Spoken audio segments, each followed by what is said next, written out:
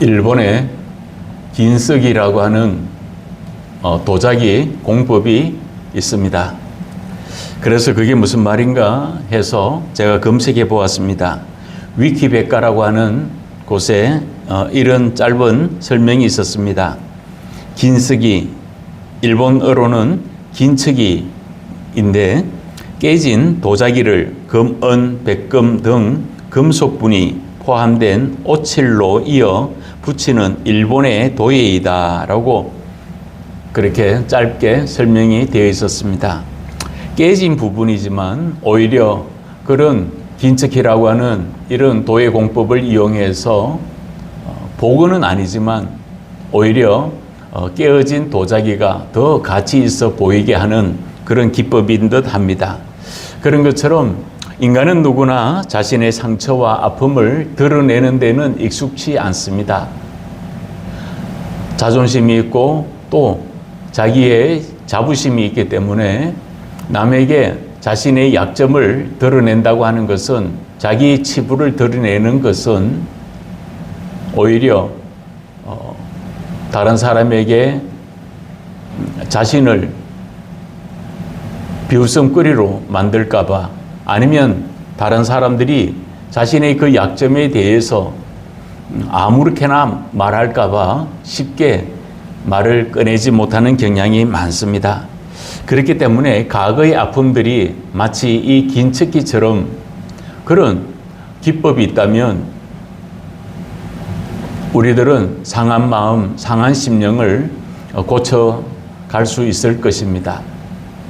그렇지만 오늘 본문에서 이야기하는 것은 일본의 어떤 깨어진 도자기를 수리하거나 복원해가는, 맞추어가는 그런 도예 기법이 아니라 예수 그리스도의 손길을 통해서 주 안에서 우리가 어떤 삶의 모습으로 전환되어 가고 있는가를 오늘 본문은 설명하고 있습니다.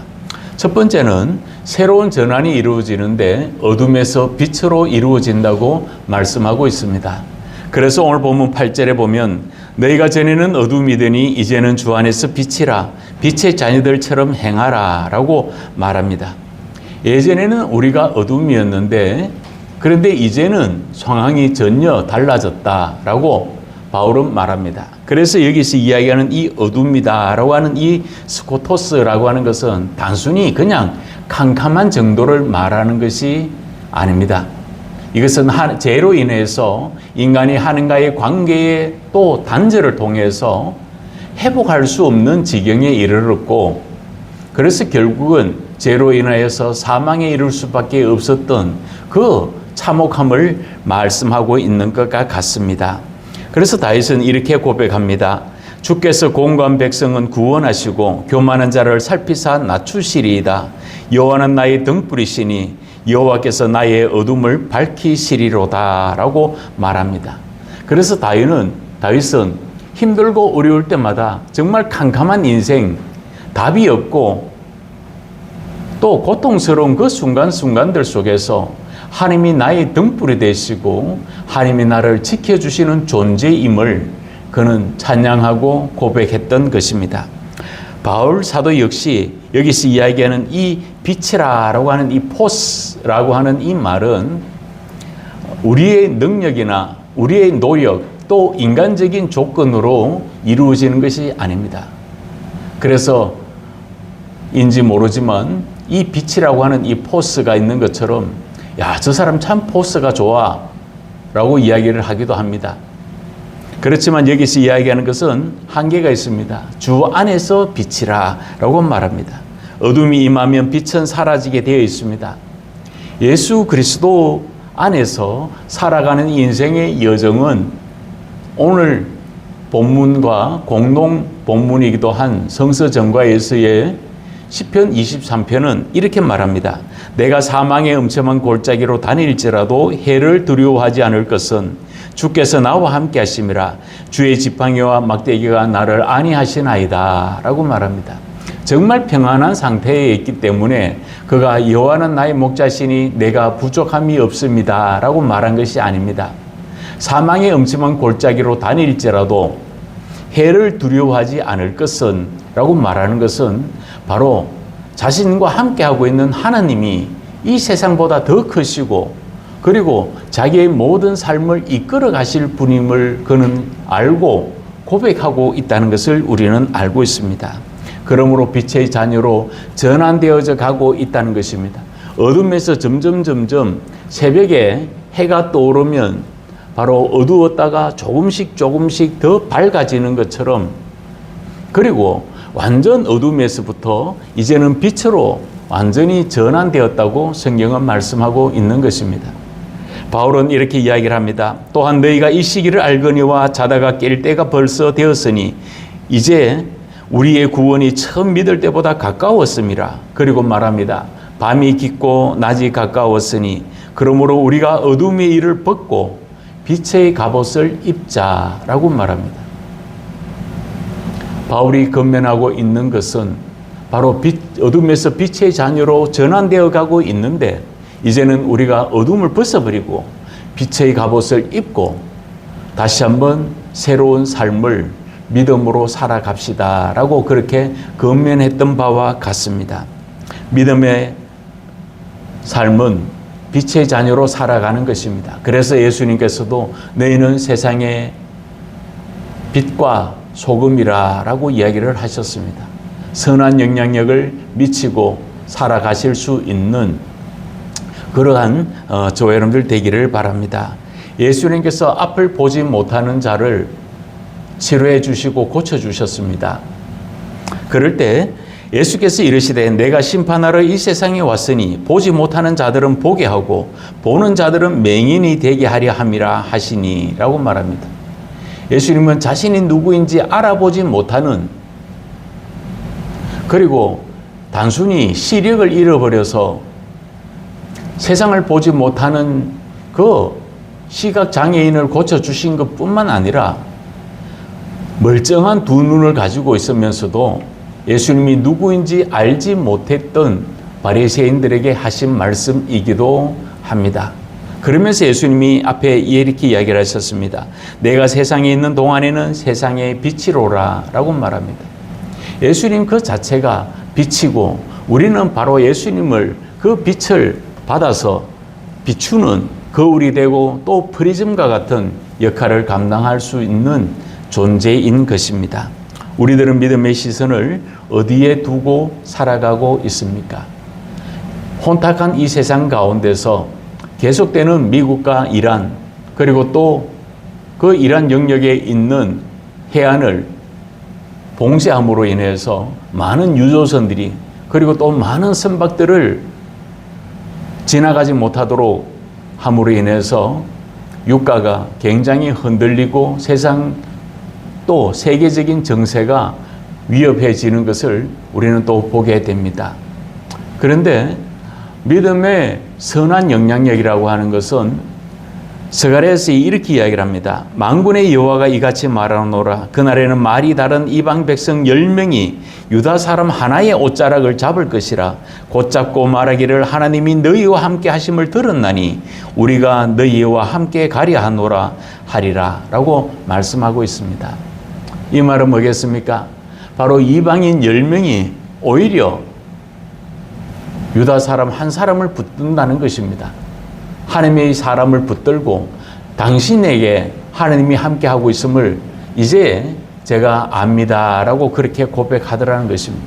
그런 것처럼 믿음의 선한 영향력이라고 하는 것은 물론 돈이 많고 재능이 많고 능력이 탁월하고 또 가진 권력이 있으면 영향력을 미치기도 쉽습니다.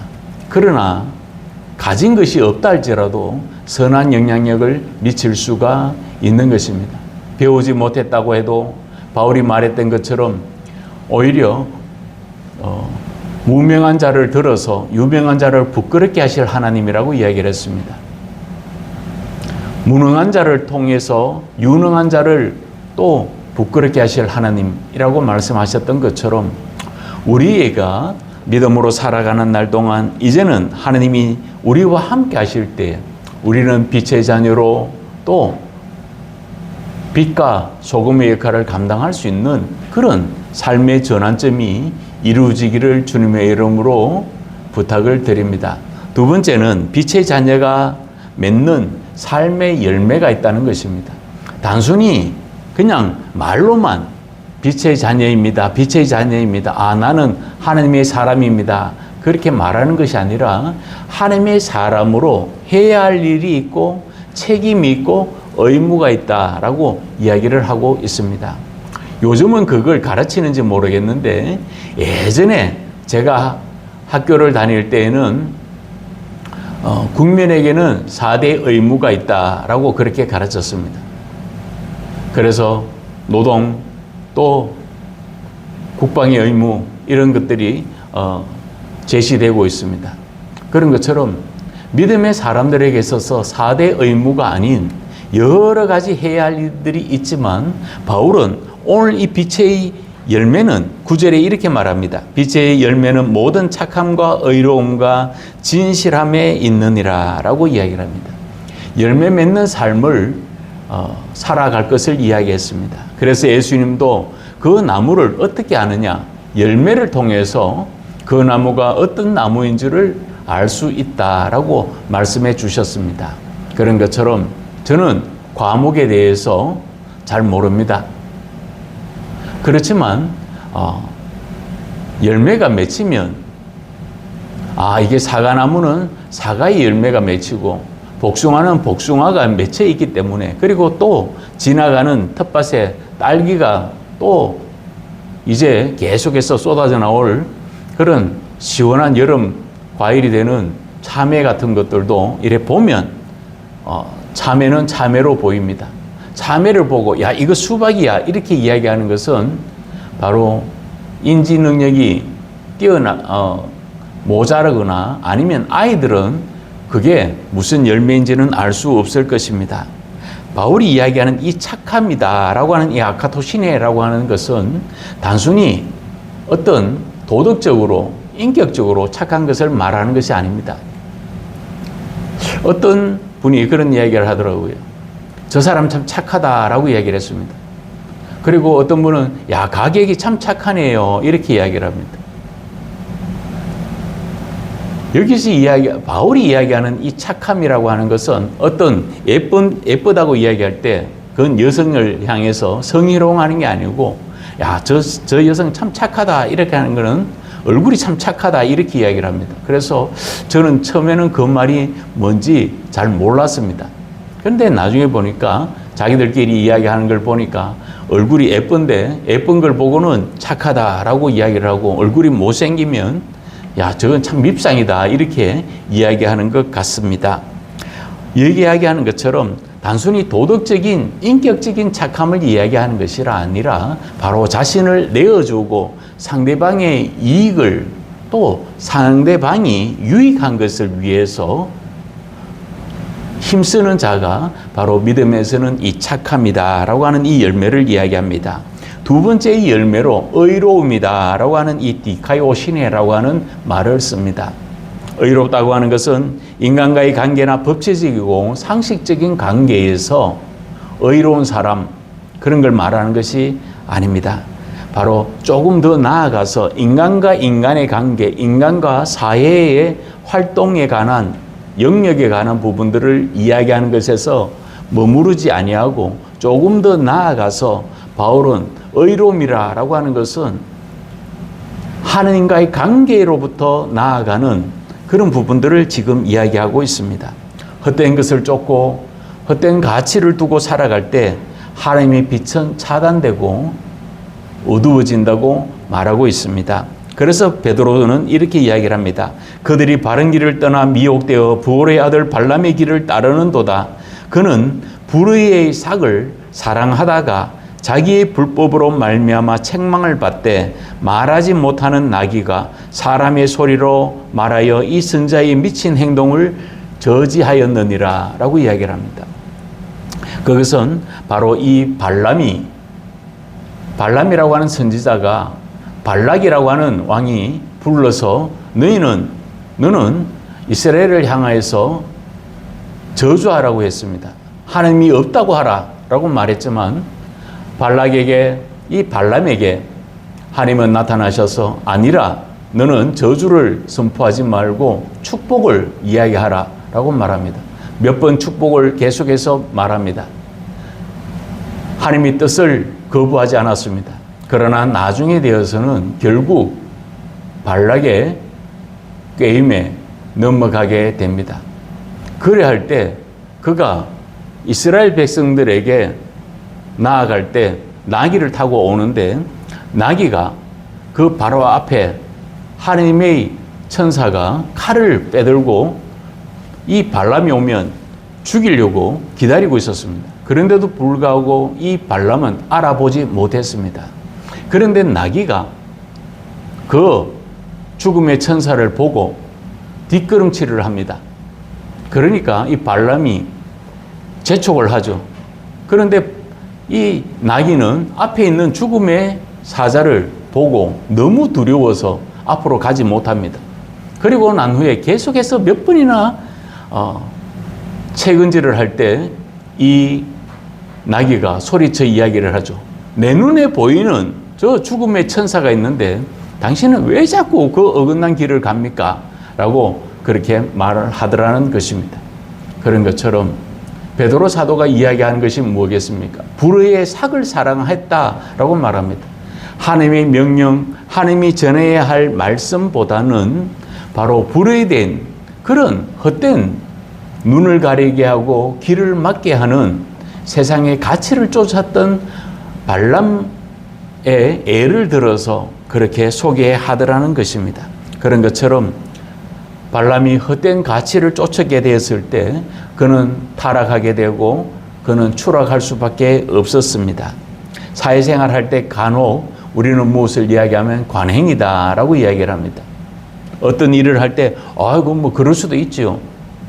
우리 사수도 그랬고 우리가 그 앞에 있던 사수도 그랬습니다. 이건 이렇게 일을 처리하라고 했습니다. 그건 세상적인 그냥 관행이에요 라고 이야기를 하더라는 겁니다. 그렇지만 우리가 믿음으로 살아가는 하나님의 사람들에게 있어서는 부정함 그리고 불법 이런 것을 피해 가야 합니다. 그래서 세 번째는 바울이 이야기하는 것이 바로 진실함의 열매가 있다라고 하는 것입니다. 이 알레테이아라고 하는 것은 투명해서 빛이 보이는 것을 이야기합니다. 여름철에 계곡에 물놀이를 가보신 적이 있습니까? 깊으면 깊을수록 물이 투명합니다. 그래서 계곡에서는 그 물 깊이를 수심을 알 수 없기 때문에 아무렇게나 풍덩풍덩 뛰어들면 그건 자살행위하고 같습니다.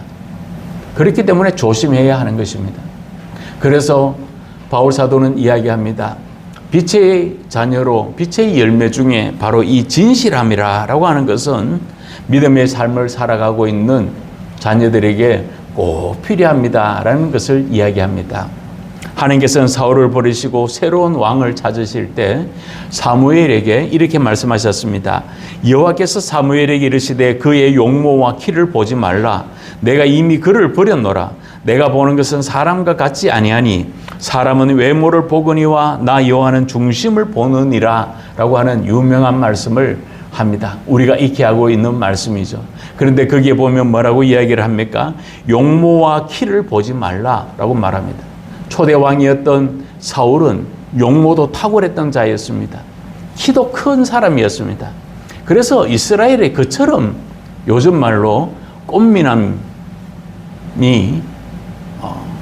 그런 사람이 없었습니다. 키도 크고 얼굴도 너무 잘생겼습니다. 성격 또한 너무 좋았습니다.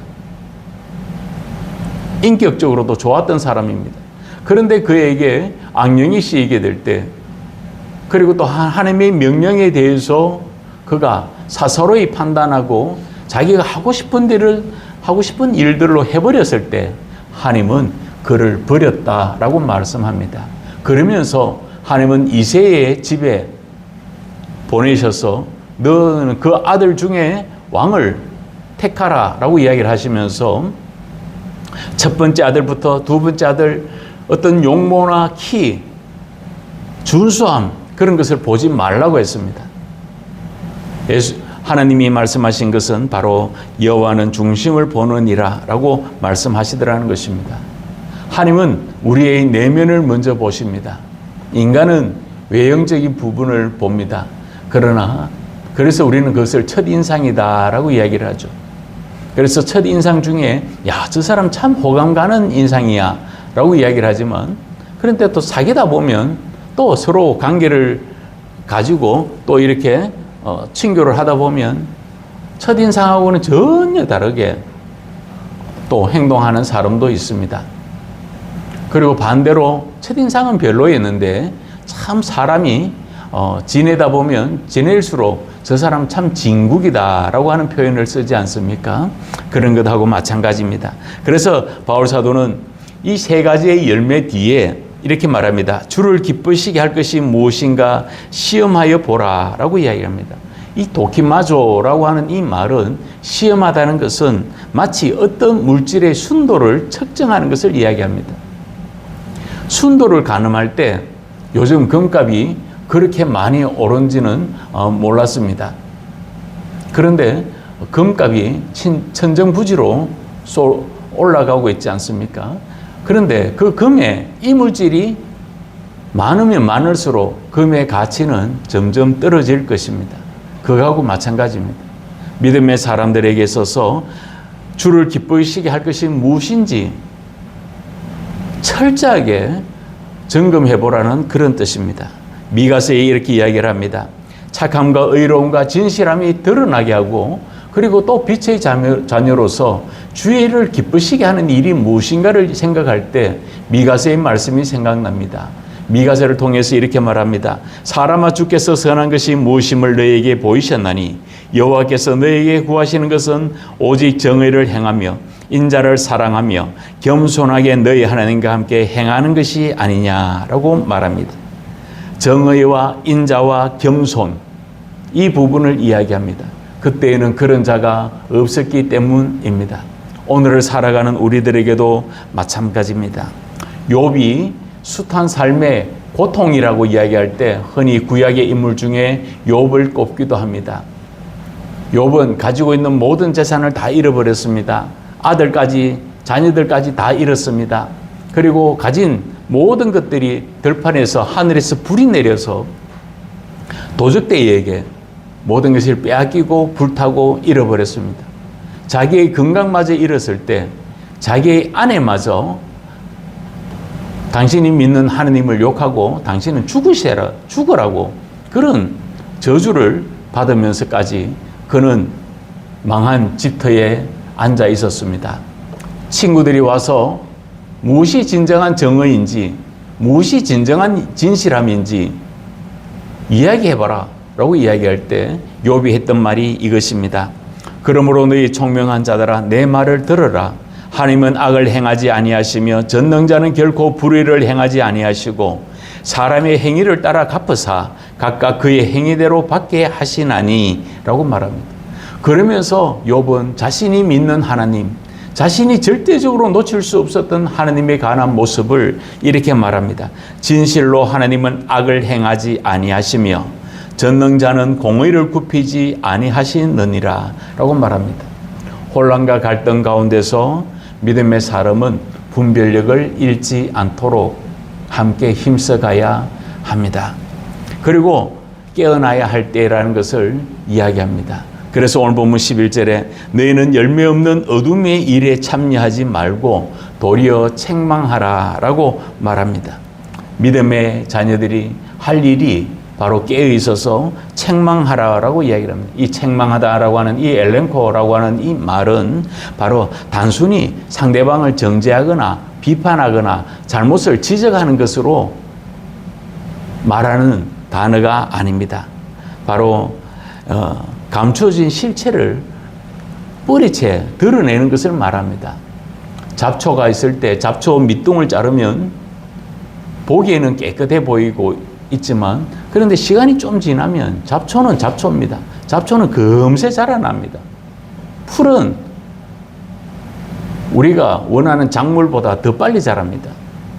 그렇기 때문에 뿌리채 뽑지 아니하면 그 잡초라고 하는 것은 그대로 살아가게 됩니다. 마찬가지입니다. 곰팡이 균이나 세균들도 마찬가지입니다. 그런 것처럼 바울 사도는 믿음의 사람들에게 그렇게 권면했습니다. 그러나 책망을 받는 모든 것은 빛으로 말미암아 드러나느니 드러나는 것마다 빛이니라 라고 이야기를 하고 있습니다. 불의가 될 수는 없는 것입니다.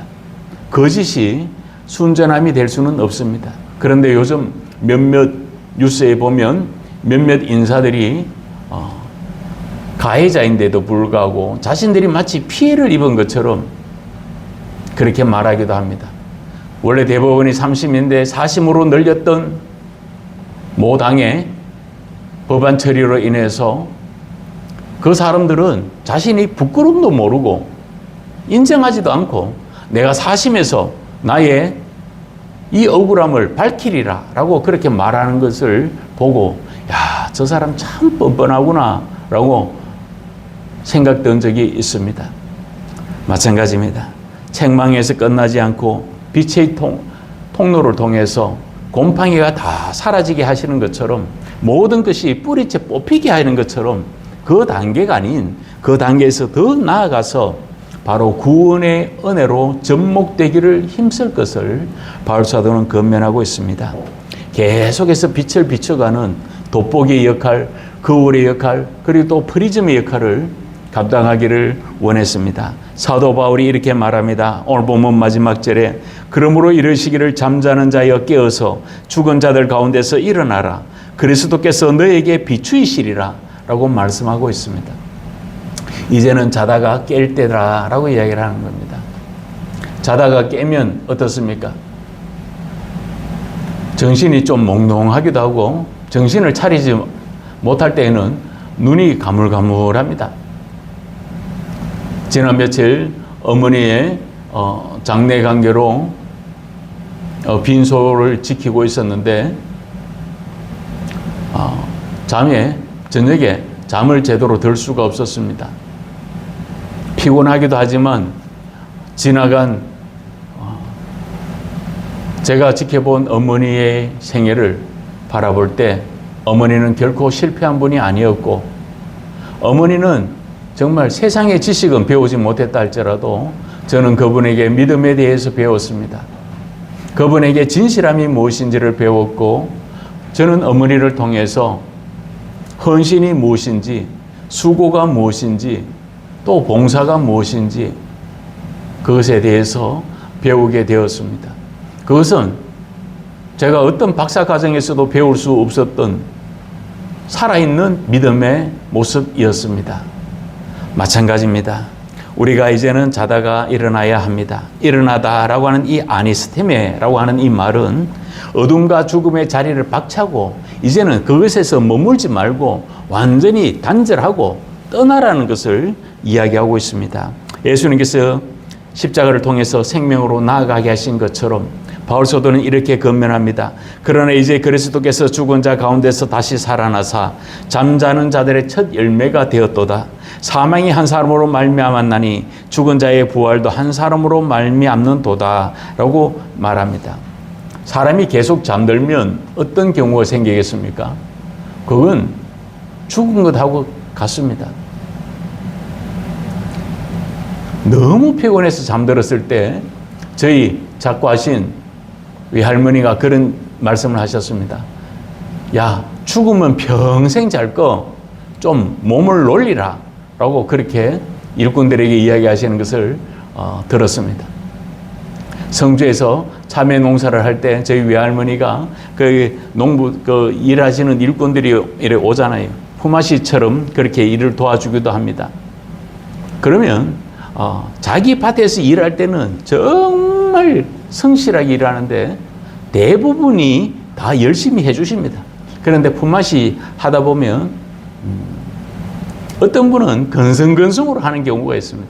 나무 밭에 가서는 건성건성으로 하고 자기 밭에서는 죽으라고 일하는 다른 사람은 쉬지도 못하게 하고 그렇게 일을 재촉하는 분들도 있습니다. 그래서 저희 외할머니가 그런 이야기를 합니다. 썩어지면 없어질 몸뚱아리 그거 아끼가 뭐하게 이렇게 이야기를 하셨습니다. 그러면서 밤에 세상에 밤이 왜 있는지 모르겠다라고 할 정도로 일을 열심히 하셨던 분입니다. 그런 것처럼 계속 잠들면 우리가 죽은 것과 무엇과 다른 바가 있겠습니까? 그래서 바울 사도는 죽은 자들 가운데서라고 이야기를 합니다. 바로 죽은 자들 가운데라고 하는 것은 정말 우리의 생명이 죽어버리는 것을 이야기하는 게 아닙니다. 내 생각이 죽을 수도 있습니다. 내 꿈이 죽었다고 표현하기도 합니다. 내가 희망하는 것이 죽어버렸다고 이야기를 합니다.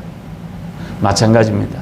그래서 바울 사도가 이야기하는 것은 세상의 것에 묻히고 붙들리지 마십시오. 하나님의 은혜로 나아오십시오 라고 말합니다. 그래서 히브리서 기자는 우리가 잘 알고 있는 고백을 합니다. 그러므로 우리는 긍휼하심을 받고 때를 따라 돕는 은혜를 얻기 위하여 은혜의 보호자 앞에 담대히 나아갈 것이니라 라고 말합니다.